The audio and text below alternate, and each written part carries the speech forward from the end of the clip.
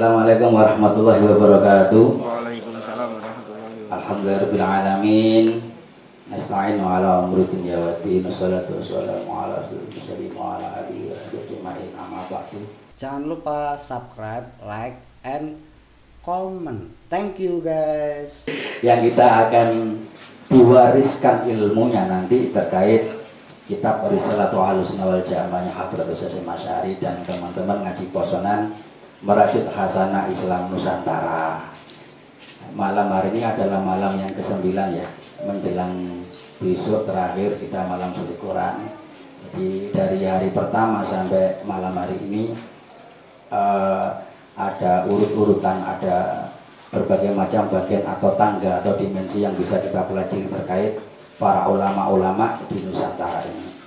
Mulai hari pertama kita dibuka dengan belajar Serat Lokajaya, lalu melancong ke negeri Sumatera, Syekh Abdul Somad Al-Limbani, Syekh Arus Salihin, terus ke Seswal Makassar ya, terus ada Hamzah Wansuri dan lain-lain, sampai kemarin kita mencoba untuk melihat kembali martabat 7, konsep insan kamil dan lain-lain.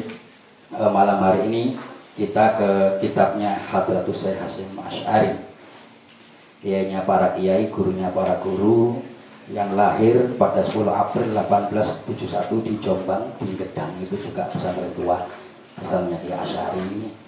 Beliau juga meninggal pada tanggal 25 Juli 1947 di Jombang dan dimakamkan di Abu Ireng. Sebelumnya saya sebagai moderator mohon maaf nanti ketika ada salah kata atau salah ucap, wabil khusus kepada kedua orang kiai kita. Kiai Nur Khalid Ridwani, beliau lahir di Banyuwangi 15 Maret tahun 1974, pernah mengenyam pendidikan di Fakultas Syariah UIN Sunan Kalijaga, lalu merampungkan program pascasarjananya di Sanata Dharma. Beliau juga sudah melahirkan beberapa karya, Islam Borjus dan Islam Proletar, Konstruksi Baru Masyarakat Islam Indonesia, terbit tahun 2002. Lalu ada bukunya beliau yang Pluralisme Borjus, Kritik atas Nalar Pluralis Cak Nur, 2002. Nah, malam hari ini kita mengkaji ini ya, kitab Risalatul Ahlussunnah wal Jamaah yang ditulis oleh Hadratus Hasyim Asy'ari. Di sini saya sudah ada dapatan tadi, dapat dari studi ya. Kira-kira ada 10 faslun, ada 10 bagian. Hadratus Syekh menulis kitab ini. Yang faslun pertama nanti terkait dengan sunnah dan bid'ah. Apa itu sunnah dan bid'ah? Nanti Kiai Khalil yang menjelaskan semuanya itu ya. Di faslun kedua ada bagaimana berpegang pada aswaja dan munculnya para ahli bid'ah. Lalu di faslun yang ketiga, khitbah kaum salafus soleh dan penjelasan terkait Sawabul Azam, komunitas atau golongan yang besar yang banyak diikuti oleh kaum muslimin, dan pentingnya menganut salah satu dari 4 mazhab.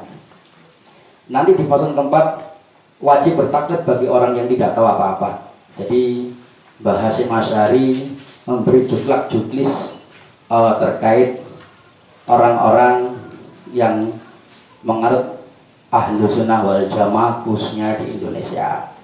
Taklid penting, kalau nggak taklid nanti ketika kita haji budal sendirian juga kesasar, kira-kira seperti itu. Taklid bloko yang penting. Di faslun kelima nanti Hadratus Syekh menulis terkait tentang berhati-hati dalam mengambil ilmu agama, fitnah ahli bid'ah, orang-orang munafik dan para imam yang menyesatkan. Di faslun ke-6 Hadratus Syekh menulis terkait hadis dan atsar tentang dicabutnya ilmu ning dunya. Kok apa wae nanti kita tunggu keterangan dari beliaunya ya. Di faslun ke-7 Hadratus Syekh menuliskan dosa orang yang mengajak kesesatan dan yang memberi contoh buruk. Di faslun ke-8 Hadratus Syekh menulis terkait pecahnya 73 golongan. Beliau juga menulis atau mengkritisi terkait teologi-teologi sesat dan pentingnya beraswaja. Di faslun ke-9 beliau memaparkan terkait tanda-tanda hari kiamat.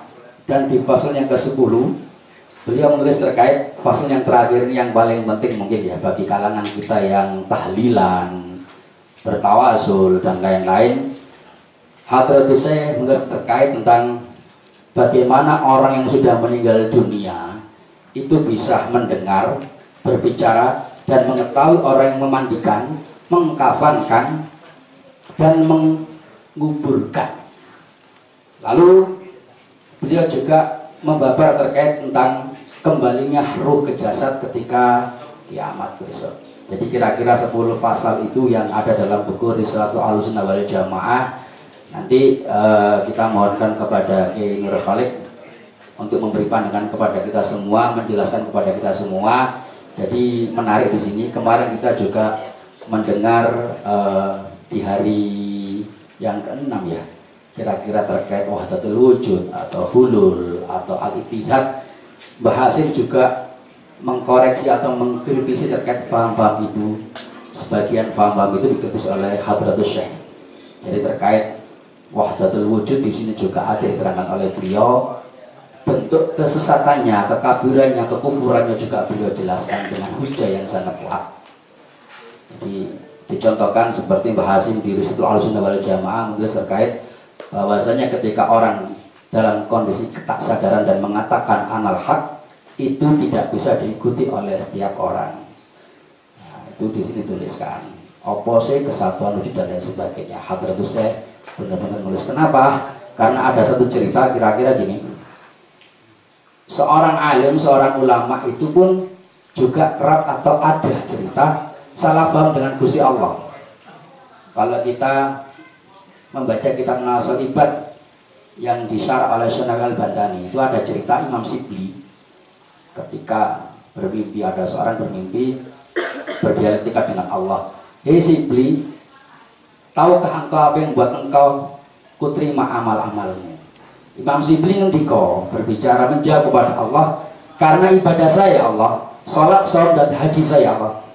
Lah, cari Gusti Allah. Untuk oh bukan, mungkin karena saya rajin mencari ilmu ya Allah, hijrah dari orang-orang yang buruk menuju ke orang-orang yang soleh. Duduk, karena sedekahku sing ikhlas ya Allah. Bukan.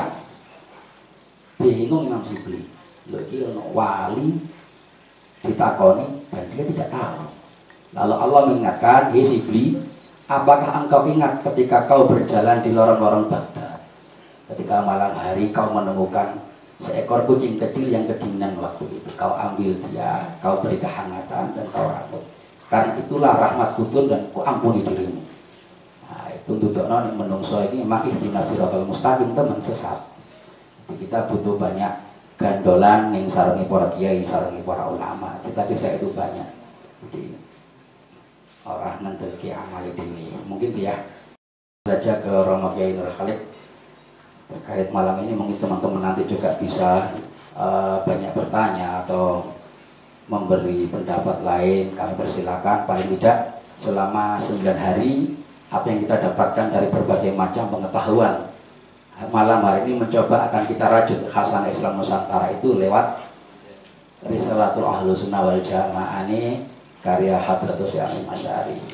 Di riwayatin beliau memang dijuluki Hadratus Syekh karena hafal kutubus sittah, Bukhari, Muslim, An-Nasai, Abu Daud, Ibnu Majah, Muhammad, beliau hafal. Di sini diterangkan juga. Waktu saya persilakan kepada Kiai Nur Khalid. Allahumma shalli ala Muhammad. A'udzu billahi minasyaitonir rajim. Bismillahirrahmanirrahim. Assalamualaikum warahmatullahi wabarakatuh. Alhamdulillah alladzi an'amana bi ni'matil iman wal islam. Allahumma shalli ala sayyidina Muhammadin miftahi babi rahmatillah. Adada ma fi ilmillah. Salatan wa salaman da'imaini bidawal mulkilah wa ala alihi wa sahbihi wa barik wa sallim ajma'in. Subhanallah al-ali dayan, subhanallah asyadidil arkan. Amma ba'du. Kita pada kesempatan kali ini membahas seperti disebutkan oleh Mas moderator tadi, Mas Udin, kitab yang dikarang oleh Al-Alamah Syekh Muhammad Hasyim Asy'ari. Ada 10 pasal ya. Tetapi tentu saya tidak akan membahas 10 pasal semuanya, itu bisa mabuk gitu. Yang penting-penting yang menurut saya penting berkaitan dengan apa yang kita alami hari-hari ini gitu. Kalau semuanya penting gitu, semuanya penting. Sebelum masuk ke sini saya ingin membicarakan satu hal. Yang pertama, kalau kita lihat kitab-kitabnya Mbah Hasyim itu sederhana-sederhana pembahasannya. Misalnya tentang silaturahmi gitu. Ya termasuk kitab ini termasuk kitab yang sering juga dibahas tema-temanya di dalam pembahasan tentang Ahlussunnah wal Jamaah. Seperti apa itu Ashawatul A'dham, kelompok mayoritas itu apa maksudnya, terus hadis-hadis tentang hidupnya orang yang meninggal, tentang silaturahmi dan yang lain-lain. Banyak sekali. Mbah Hasyim Asy'ari dalam menulis kitab ini menggunakan bahasa Arab. Sesuatu yang memang digunakan oleh sebagian kiai-kiai kita, di samping penggunaan bahasa Pegon. Kalau bahasa Pegon tentang kitab Ahlussunnah wal Jamaah diantaranya ditulis oleh Kiai Asnawi Kudus tentang akidah seket itu ya. Tentang akidah seket. Kalau orang Ahlussunnah wal Jamaah pertama-tama belajar tentang akidah, dia sudah mesti belajar tentang akidah seket tersebut. Kalau yang bahasa Arab kan biasanya pakai kitab Aqidatul Awam, terus yang agak tinggi sedikit Tijanud Darori dan yang lain-lain. Itu membicarakan akidah seket, dan di sini Mbah Hasyim tidak membicarakan itu. Tidak membicarakan, tapi membicarakan tema-tema yang menjadi pembahasan amaliyah di kalangan Ahlussunnah dan akidah Ahlussunnah wal Jamaah. Termasuk Sayyid Utsman itu juga bicara tentang akidah pakai akidah seket ya. Terus yang membahas risalah Ahlussunnah seperti ini, yang pakai bahasa Arab seperti Ki Haji Ali Maksum memakai bahasa Arab, tema-temanya juga seperti ini. Walaupun tidak sama persis atau tidak sama jumlahnya. Artinya apa? Penggunaan bahasa Arab dan Pegon sama-sama dilakukan oleh ulama-ulama kita, dan sama-sama berjalan, tidak ada perbedaan dan tidak ada satu sama lain. Kalau Pegon itu lebih Islami atau kalau pakai bahasa Arab itu lebih Islami, nggak ada itu. Cuman kalau sekarang ya pakai bahasa Latin gitu anak-anak itu, teman-teman. Saya termasuk juga pakai manhaj Latin ya. Sedikit ada apa? Mencoba menulis dengan pakai bahasa Arab, tapi yang tentang suluk sedikit itu, tapi enggak lama ternyata menulis pakai bahasa Arab itu. Itu yang pertama. Terus yang kedua, stay tune ya, dan jangan lupa like, comment, share, dan subscribe. Oke?